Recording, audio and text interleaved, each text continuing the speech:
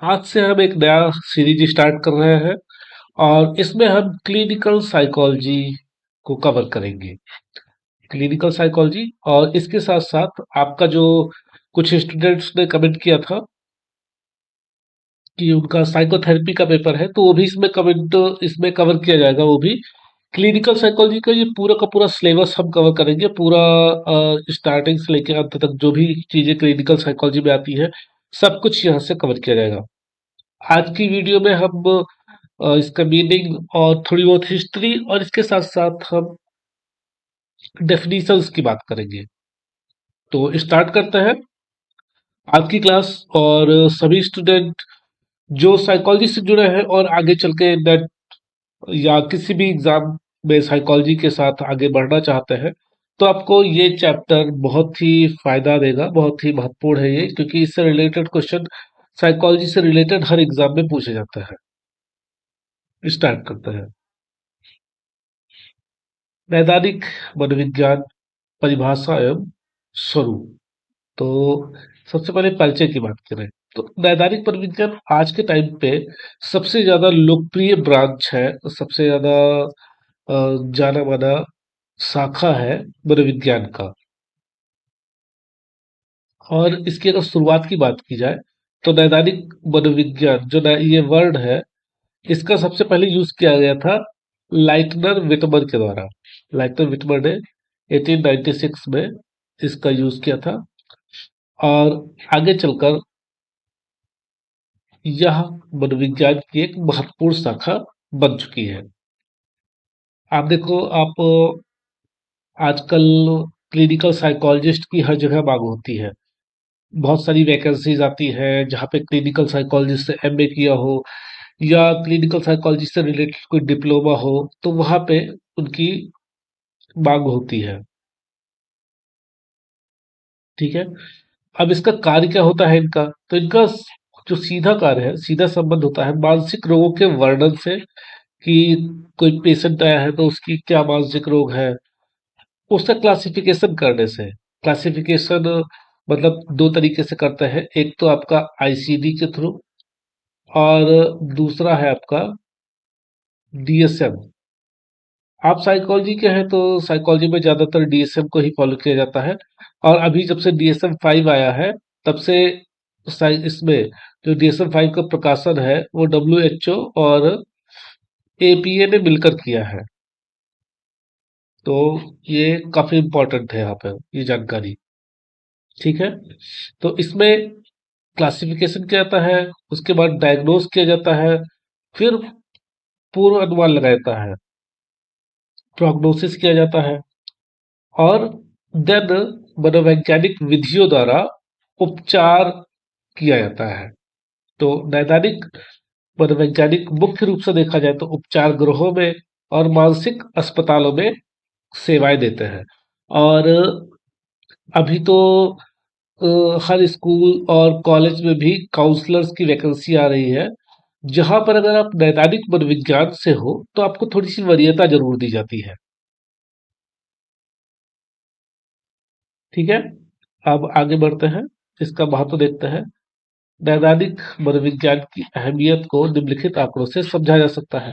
जैसे अगर अमेरिका की बात करें तो अमेरिका में कुल मनोवैज्ञानिकों में से लगभग एक तिहाई नैदानिक मनोवैज्ञानिक है। ठीक है। और एपीए का जो अमेरिकन साइकोलॉजिकल संघ था, इसकी जो स्टार्टिंग हुई है, ये याद तो रखिएगा, ये कभी बार एग्जाम में पूछ लेते हैं। 1892 में अमेरिकन साइकोलॉजिकल एसोसिएशन की स्थापना हुई थी।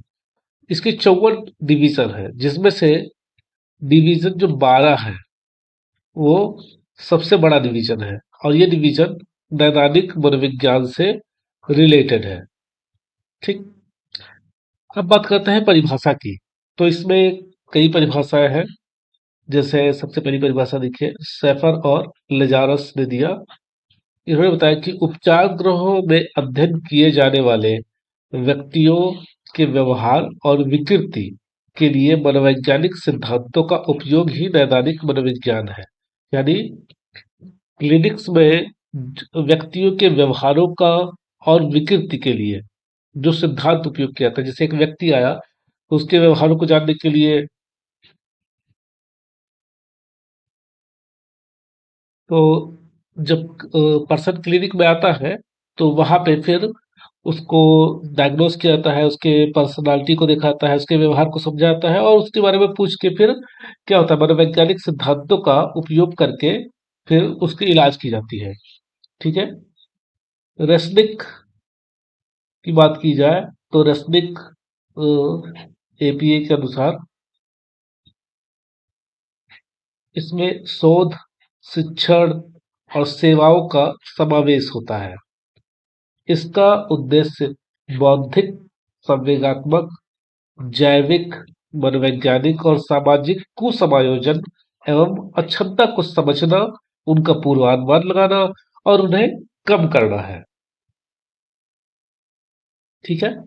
मतलब इनका उद्देश्य क्या है कि जो इस फील्ड में रिसर्च होते हैं, जो क्लिनिकल साइकोलॉजी की फील्ड में रिसर्च होते हैं, उनका उद्देश्य होता है कि बौद्धिक, संवेगात्मक जो पर्सन होता है, उसकी बौद्धिक विकास, उसके इमोशनल, उसके जैविक, मनोवैज्ञानिक, सामाजिक को समायोजन, किसी भी तरीके से अगर वो माल एडप्टिव बिहेवियर कर रहा है, वो समाज से अपना समायोजन नहीं स्थापित कर पा रहा है, तो उसका पता करना, उसका पूर्वानुमान लगाना और उससे कम करने की कोशिश करना। ठीक है। नेक्स्ट अगर हम बात करें, तो कॉर्चिन के अनुसार,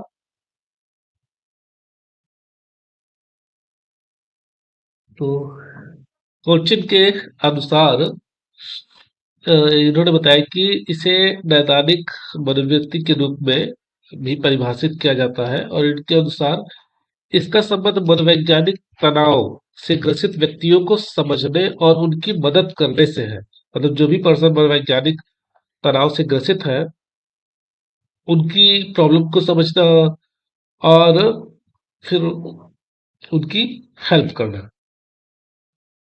साकुजो और कापलान की बात करें, तो यह इन्होंने बताया कि यह प्रयुक्त शाखा है जो व्यक्तियों को समायोजन करने, समस्याओं को हल करने और उनकी अंतःशक्ति को उन्नत बनाए रखने में मदद करती है।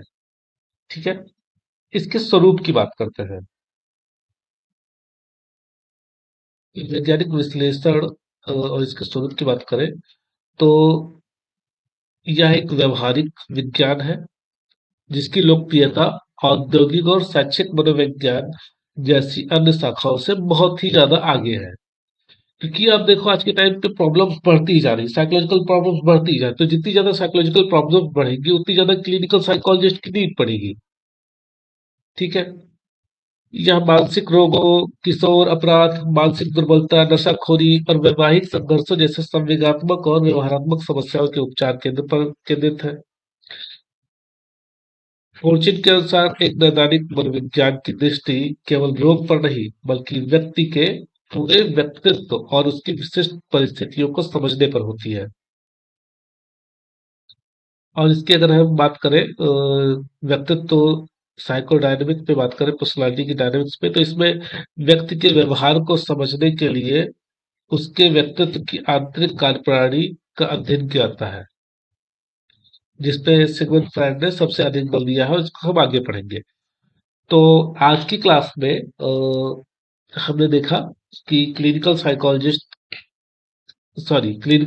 के डेफिनेशन के बारे में, उसकी थोड़ी बहुत हिस्ट्री के बारे में और उसके स्वरूप के बारे में।